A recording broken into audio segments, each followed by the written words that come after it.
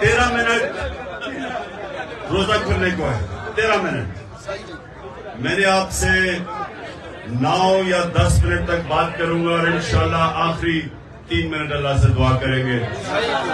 آپ سب کو اس چیز کا علم ہونا چاہیے کہ اللہ روزے سے پہلے کھولنے سے پہلے ہماری دعا کی قبولیت سب سے زیادہ ہوتی ہے, اس کی ہم دعا کریں گے. اچھا آپ سنیں,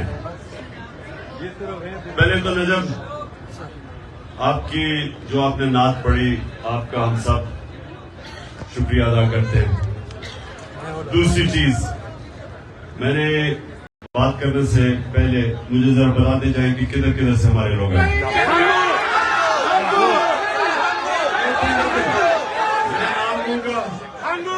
میں نام لوں گا, آپ نے بتانا. لاہور, لاہور, رحیم یار خان,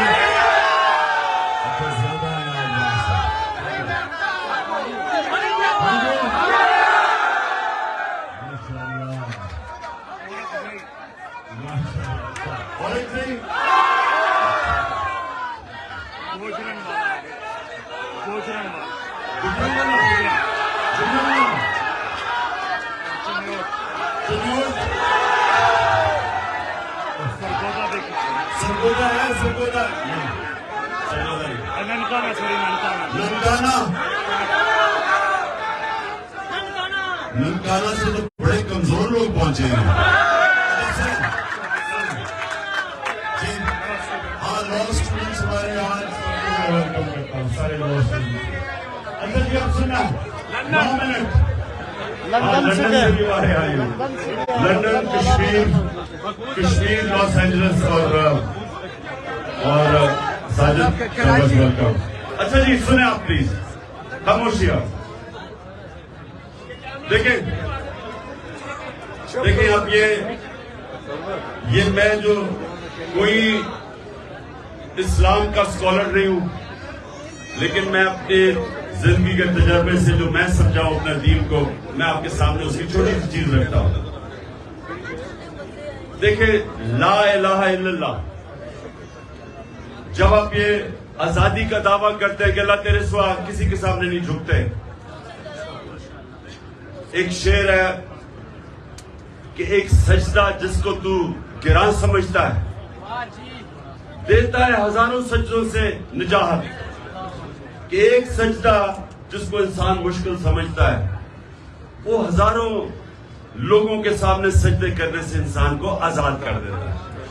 تو جو اندرونی آزادی ہے وہ لا الہ الا اللہ دیتا ہے. جو معاشرے کی آزادی ہے وہ انصاف دیتا ہے. اور جب ایک انسان اندر سے بھی آزاد ہو جائے اور اس کو انصاف معاشرے کو بھی آزاد کر دے تو وہ پھر وہ انقلاب آتا ہے جو مدینہ کی ریاست میں میرے نبی صلی اللہ علیہ وسلم لے کے آئے. دنیا کی تاریخ میں کبھی ایسا بڑا انقلاب نہیں آیا. یہ میں اب تاریخ کا آپ کو بتا رہا ہوں, تاریخ کا میں طالب علم ہوں. 625 جنگ بدر, 313 لوگ, 11 سال کے بعد 636, جو اس وقت کی سپر پاور تھی بیزنٹائن ایمپائر, جس کو رومن ایمپائر بھی کہتے ہیں. 636 میں 11 سال کے بعد رومن ایمپائر جس کی فوج 1 لاکھ تھی, خالد بن ولید کی جنرل شپ کے اندر 11 سال کے بعد یارموک میں وہ گھٹنے ٹیک دیتی ہے. یہ تاریخ کا حصہ ہے.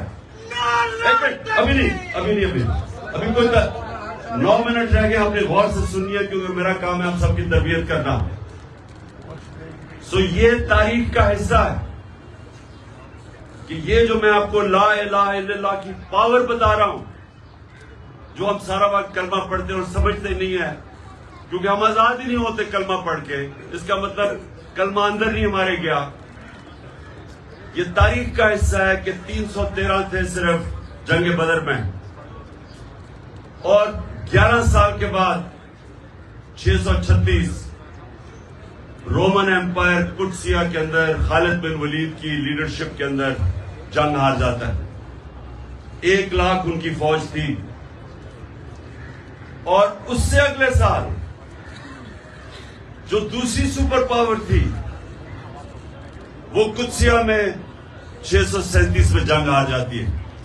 2 سپر پاورز 12 سال کے اندر مسلمانوں کے سامنے گھٹنے ٹیک دیتی ہے. یہ ہے پاور لا الہ الا اللہ.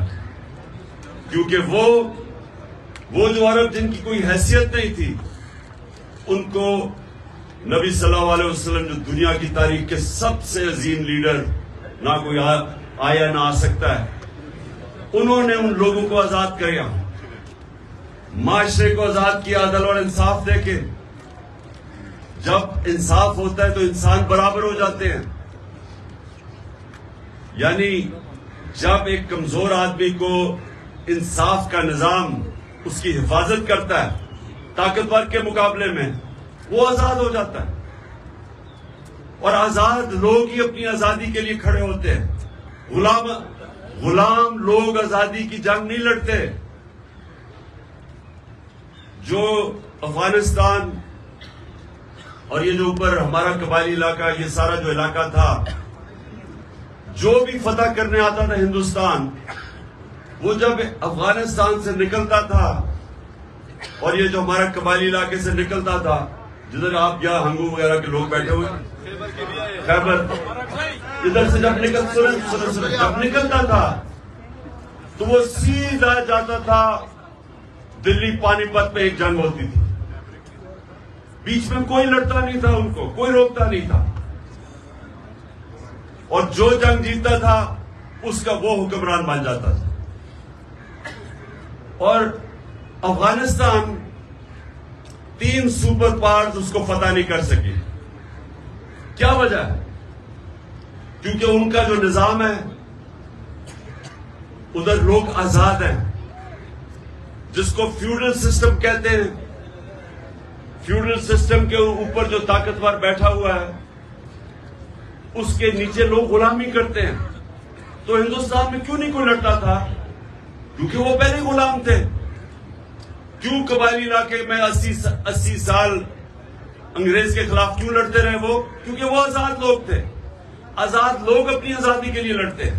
افغانستان میں کیوں کسی سپر پاور کی غلامی نہیں قبول کی؟ کیونکہ لوگ آزاد ہیں. تو ہمارا اس وقت پاکستان میں جو جنگ ہے وہ آزادی کی ہے, حقیقی آزادی کی. آزادی آتی ہے انصاف سے.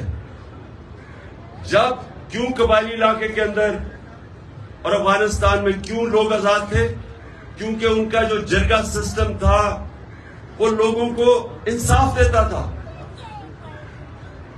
جو ایک جرگہ جس کو لا میں جو جوری سسٹم تھا, جوری سسٹم کے اندر جوری سسٹم یہ ہوتا تھا کہ طاقتور کمزور کو سامنے بٹھاتے تھے اور انصاف ہو جاتا تھا. لوگ آزاد تھے. یہاں جو چودھری تھا وہ قانون سے اوپر, جو بیچارہ نیچے, اس کو انصاف نہیں ملتا, لوگ غلام تھے. تو یہ جو ہماری ابھی جنگ ہے وہ آزادی کی ہے. ہم نے انصاف لینا ہے. یہ جو حقیقی آزادی ہے یہ آزادی کی جنگ ہے, اور اس کے لیے ساری قوم کو تیار ہونا چاہیے. کیونکہ آپ کے سامنے چوروں کے ٹولوں کو اوپر بٹھا دیا ہے سہولت کاروں نے, اور وہ ہم سب کو سمجھتے ہیں کہ اب ہم ان کی غلامی کریں گے. اور جو بھی, اور پھر یہ میرے گھر پہ حملہ, پولیس, FIR, ابھی علی بین کو انہوں نے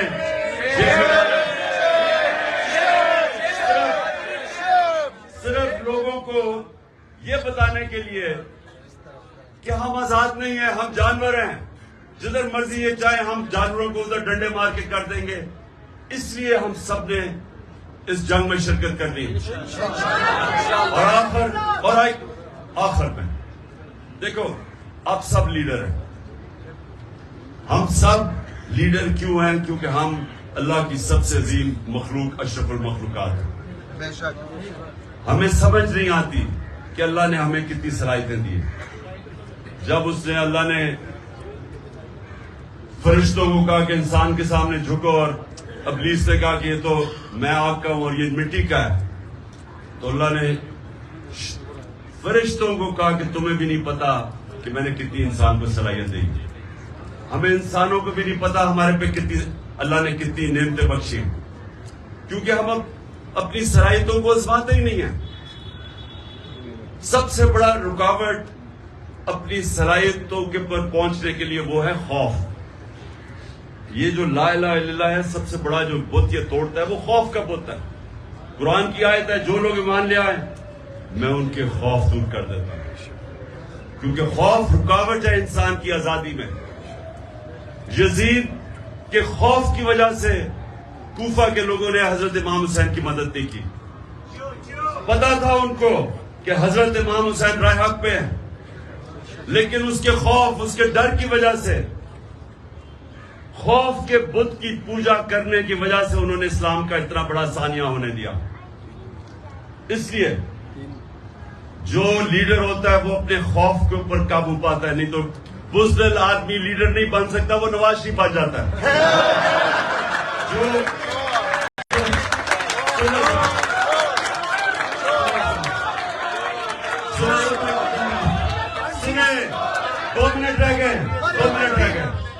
دو منٹ رہ گئے، یہ سنیں آپ میری بات. جو لا الہ الا اللہ نا، سب سے امپورٹنٹ چیز وہ انسان کو غیرت دیتا ہے.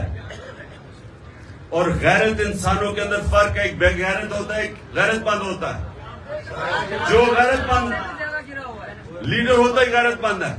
مسلمان ہی ہوتا ہے غیرت مند، کیونکہ جب آپ دعویٰ کر دیتے ہیں کہ اللہ میں کسی کے سامنے نہیں جھکتا، یا خوف کا بت ہو یا پیسہ ہو، تو آپ غیرت مند انسان کی معاشرے میں عزت بڑھ جاتی ہے.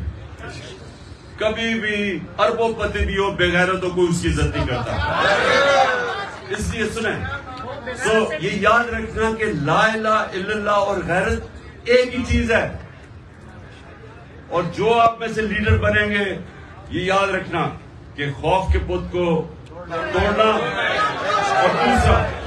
اور دوسری جو سب سے امپورٹنٹ چیز ہے کہ میرے نبی صلی اللہ علیہ وسلم کی نبوت سے پہلے دو صفتیں تھی، صادق اور امین. لیڈر سچا ہوتا ہے اور انصاف کرنے والا امانتدار ہوتا ہے.